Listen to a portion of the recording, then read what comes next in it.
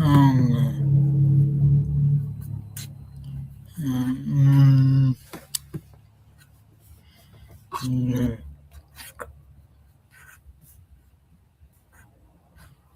mm, mm,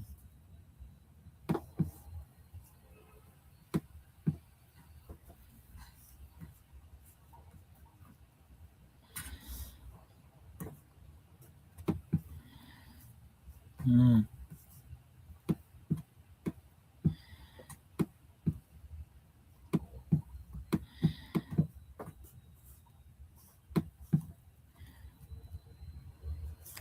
mm,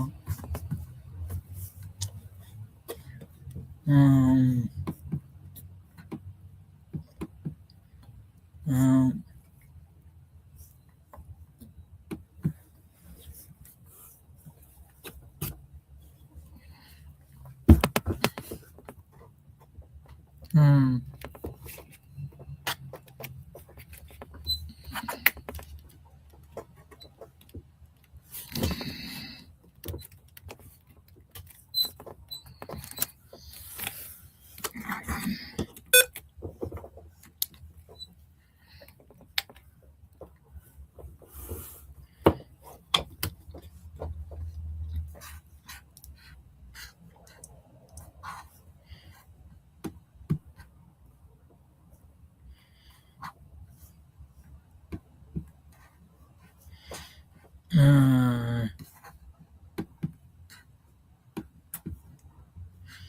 mm, mm,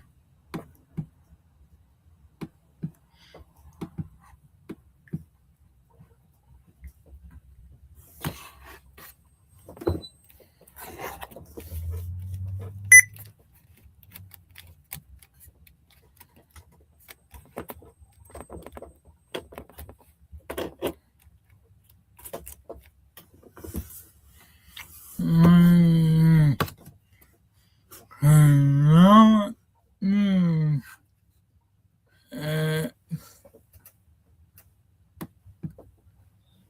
mm, mm,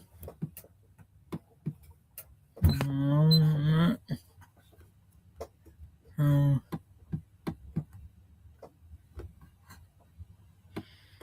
mm. Reviews. Star Trek, Starfleet Academy Episode 5 Review, Series Acclimation Mill. Star Trek, Starfleet Academy's best episode to date is one part love letter to Star Trek, Deep Space Nine and one part youthful coming-of-age tale. The following contains spoilers for Star Trek, Starfleet Academy Episode 5. Star Trek, Starfleet Academy is finally starting to hit its stride as the series hits the midpoint of its first season. After last week's largely excellent Vox in Excelso, the show switches up the vibe entirely with series Acclimation Mill. A Sam-focused hour with a decidedly youthful feel and a deftly handled story that mixes familiar coming-of-age tropes with a love letter to what is perhaps the franchise's most underrated installment. Written by Kirsten Bayer and former Star Trek, Lower Decks star Tawny Newsome, the episode is a delightful blend of old and new, using its plentiful connections to Star Trek, Deep Space Nine to honor the stories that have come before, even as it uses those same threads to inform where the franchise is headed next. Everybody's undoubtedly going to be talking about the hour's Benjamin Sisko focus, the glimpse into his son Jake's future, the mostly still unanswered question of what really happened to him, and the gorgeous spoken word coda from none other than Avery Brooks himself at its end. And, of course, the revelation that Sam's professor is also the new Trill host of the Dax symbiote that played such a key role in Deep Space Nine. There's a lot to dig into in terms of larger Trek lore. But, even without all that, series Acclimation Mill is also just a really satisfying story of a young woman learning how to navigate the conflict between the duty that's been thrust upon her and the things she really wants. Explore more Star Trek, Strange New World Season 308:21 Does It Fly? Episode 22, Transformers 47:18 Does It Fly? Episode 18, Alien Resurrection 38:21 Does It Fly? Episode 17, Goldfinger 57:26 Does It Fly? Episode 15, Back to the Future 5031 Does It Fly? Episode 13, The Lightsaber 47:56 Does It Fly? Episode 9, 3 Body Problem 48:25 Does It Fly? Episode 8, Planet of the Apes 47:50 Does It Fly? Episode 7, Red Dwarf 46:22 Does It Fly? Episode 6, Alien 46:52. The overall vibe of the episode is fun and bubbly, complete with colorful on-screen graphics, text descriptions, and fourth wall-breaking asides to the audience. It's all very reflective of what we know of Sam's character thus far, and gives the show the kind of definitive POV and tone that its earlier episodes largely lacked. It's genuinely charming and engaging enough to make you hope that the show finds a way to do something similar for the rest of its cadets. Yes, there's a lot of exposition dumping, involving the history of Sam's people, their curiosity about the experiences of organics, and why she's been sent to Starfleet Academy in the first place. But because it's all deployed in the service of deepening our emotional connection to and understanding of Sam, it's surprisingly effective. The tension between a young woman and her parents, or makers in this case, when it comes to who she's supposed to be, is precisely the sort of universal coming-of-age story that resonates in any universe or timeline, and one that this series is uniquely equipped to tell. It helps, of course, that Karis Brooks is a literal ray of sunshine throughout, with an infectious demeanor that fully conveys Sam's excitement and wonder at the situations she finds herself in. From drinking and bar fighting to recreating classic New Orleans dishes she can't actually eat herself. Sam's makers insist that she must gain admission to a course called Confronting the Unexplainable to remain at the Academy, as they are, for some reason, convinced it will hold the secrets of the organic experience. In an attempt to impress Professor Isla, she learns about the life, and mysterious disappearance, of Deep Space Nine's Captain Benjamin Sisko, and in the process, ends up questioning both what it means to be an emissary of her people and the duty that comes along with it. Longtime Trek fans will, of course, enjoy the ways this episode connects to the franchise's past. From the return of Cyril Lofton as an adult version of Sisko's son Jake to the various items from the Earth-based Sisko Museum recreated in virtual form. There's even a Bajoran children's book that recounts his role as an emissary of the prophets. Thankfully, the Hour smartly doesn't attempt to really answer the question of what happened to Sisko at the end of Deep Space Nine. Several characters seem to draw their own conclusions, but the show itself doesn't put its foot down one way or another, and viewers can decide for themselves how they feel. Instead, the journey is more important than the destination, and it's a lesson for Sam about what it means to carry both a destiny and a personal identity, and finding a way to thread the needle between the two. As she follows in the footsteps of the man she's sort of adopted as a role model, it helps her not only understand that she's something more than a conduit for the hopes and dreams of those who made her, but someone capable of making her own choices for her own reasons. And for a being who's something like 200 days old, that's no small thing. The Hour's more young adult vibe means we also get the chance to see the students just, well, being students. Thus far, Starfleet Academy seems to work best when it leans into the inexperience of its protagonists. Though this episode still just cannot seem to help itself when it comes to reminding us that Caleb is some kind of genius hacker, the majority of it focuses on the sort of escapades one might expect from a show with this name. The gang's trip to a cadet bar night is the highlight of the Hour, full of the kind of dumb hijinks most of us probably remember from college. Unfortunately, the episode stalls out whenever we switch back to its more adult-focused B-plot, which involves a complicated rehearsal for a fully ridiculous diplomatic dinner that War College Commander Kelrek has set up with a visiting alien chancellor. Pretty much everything about this subplot is awful, from Holly Hunter attempting a very weird posh accent and dinner guests being forced to talk to one another through cone-shaped mouth trumpets to a strange blobfish-based main course that occasionally passes gas in a deeply uncomfortable way. We really all could have survived not knowing what Chancellor Ah and the grown UPS were up to this week, is what I'm saying. Thankfully, none of the blobfish stuff is remotely relevant to the rest of the episode, which concludes with a Sam who's confident enough to claim agency over her own fate in a way she never realized was possible before.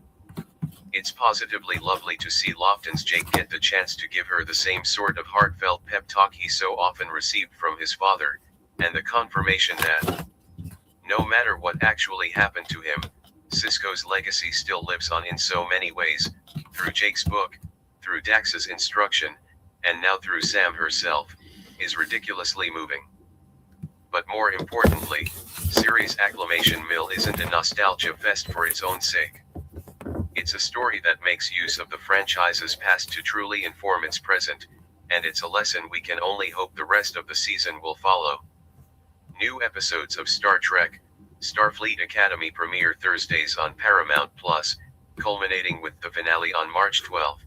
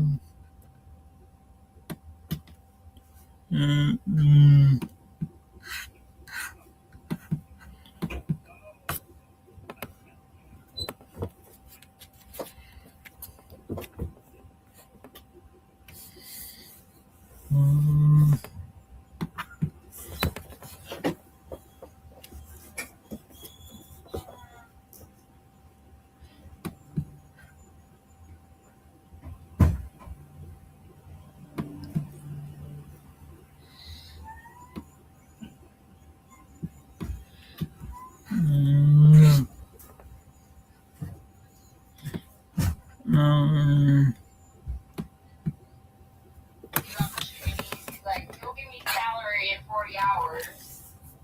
He's like, then I would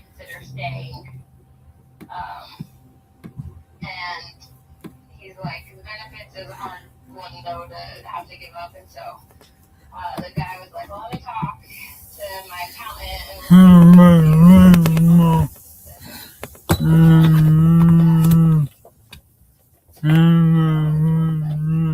that he put him on salary, have 40 hours, equally 40 hours, and then he said that trying to get a small few of like the people who are salary in the company, so he said it's in the works, so it could be possible in the future. Yeah. The Obamacare? Yeah, that's what he's on right now. Marketplace. Yeah. So they have to pay a premium? Yeah.